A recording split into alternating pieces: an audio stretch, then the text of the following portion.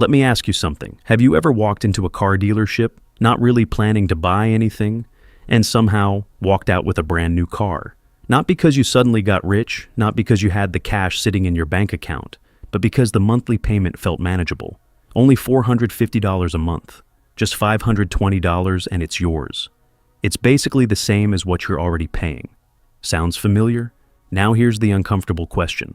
What if that monthly payment is the biggest financial trap you're currently stuck in, and you don't even realize it?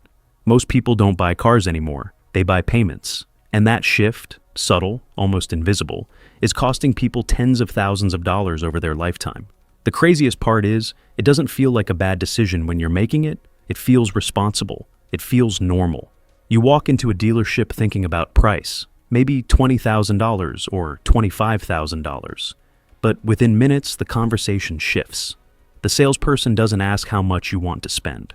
They ask what monthly payment you're comfortable with. And just like that, the entire game changes. Because when you focus on the monthly payment, you stop paying attention to everything else. Loan length fades into the background, interest rates become an afterthought, and the total cost barely registers. This isn't an accident. It's the system working exactly as designed. In many countries today, the average car loan term has stretched to 6, 7, even 8 years. Think about that. You're committing to paying for a car for nearly a decade, for something that starts losing value the moment you drive it off the lot. If you finance a $30,000 car, you're often not paying $30,000. Over time, it becomes $35,000 or $38,000, sometimes more. But because it's broken into a monthly payment, it feels small, manageable, almost harmless. Here's where things get interesting. The real problem isn't just the interest or depreciation. It's something deeper. Car payments don't just cost you money, they quietly control your financial life. Every single month, before you spend on anything else, that payment is waiting. No flexibility, no pause, no negotiation. It's just there, for years, and that changes how you live. It affects how you save, how you invest, how you take risks, and even how you think about money. If $500 of your income is already spoken for every month, that's $500 you can't invest, can't save, can't use to build anything. Over time, that adds up in ways most people underestimate. Because it's not just about the money you spend, it's about the opportunities you lose. Money isn't just what you have, it's what your money could have become. That same $500 invested monthly, even at modest returns, could grow into tens of thousands over time, potentially hundreds of thousands over decades. Instead, it goes into a depreciating asset every single month. And here's the part that really stings. Most people upgrade their car before they even finish paying off the last one. So, the cycle resets. New loan, new interest, new years of payments. It's not just a purchase anymore, it's a loop, a system you get pulled into without consciously agreeing to it. And the system is incredibly effective because it doesn't feel like a trap. It feels like progress. A new car, better features, more comfort. It feels like you're moving forward in life. But financially, you might be standing still or even falling behind.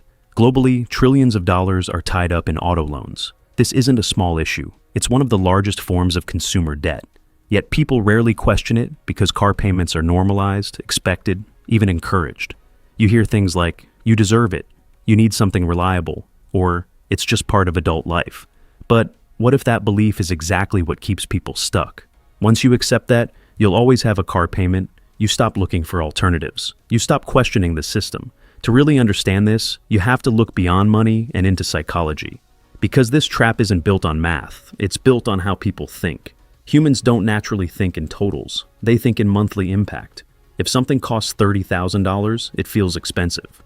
If it's only $499 a month, it suddenly feels manageable, even attractive. This is called payment framing, and it's one of the most powerful tools in consumer finance. It shifts your focus from how much you're spending to how it feels to spend it. Then there's time dilution. The longer the loan term, the smaller the monthly payment feels, but the total cost rises significantly. So, what people are really doing is trading long-term financial burden for short-term comfort.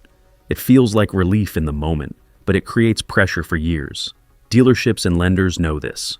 The system is designed to fit deals into your monthly comfort zone, not to minimize your total cost. If you say you can afford $500 a month, the structure of the deal adjusts to match that number, often by extending the loan or increasing the total cost in ways that aren't immediately obvious. Another layer is lifestyle anchoring. Once you get used to a certain level of comfort, smooth ride, advanced features, quiet interiors, that becomes your new baseline.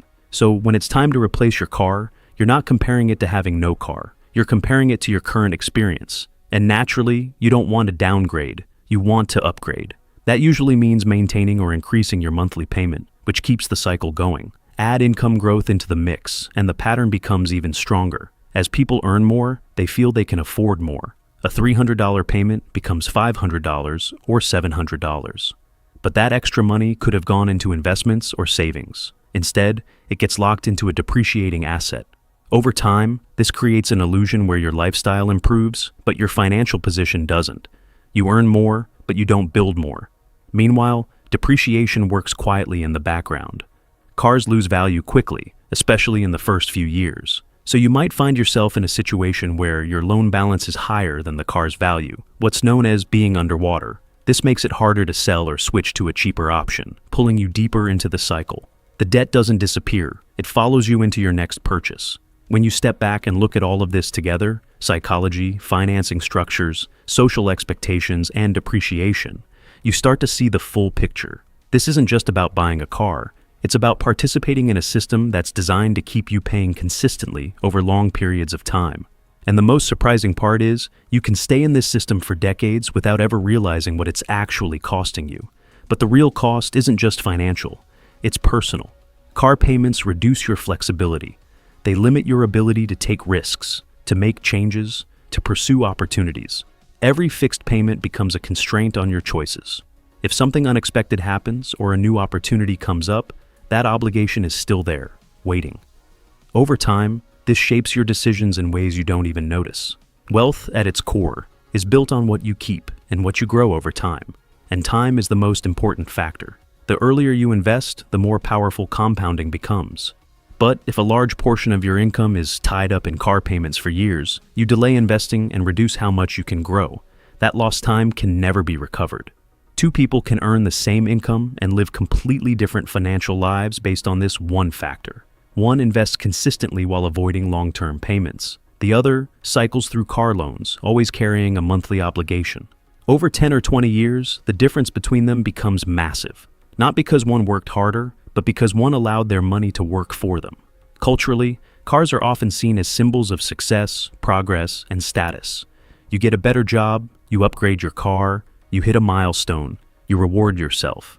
And while there's nothing wrong with wanting comfort or reliability, the real question is, at what cost? If that upgrade delays your financial independence or keeps you locked in a cycle of payments, is it really worth it? The people who break out of this pattern start asking different questions. They stop asking what they can afford per month and start asking what the total cost of the decision is. They shift their focus from short-term comfort to long-term freedom. Because ultimately, that's what this is about. Freedom. The freedom to choose how you live, how you work, and what risks you take. This doesn't mean you should never finance a car. It means you should fully understand the trade-offs. Because once you see the system clearly, you stop being controlled by it. You make decisions intentionally instead of automatically. You align your spending with your long-term goals instead of short-term emotions. So, the next time you hear, "It's only $500 a month," pause for a moment and ask yourself a better question. What is this really costing me over the next 5, 10, or 20 years? Because the answer to that question might completely change the way you see car payments and your financial future forever.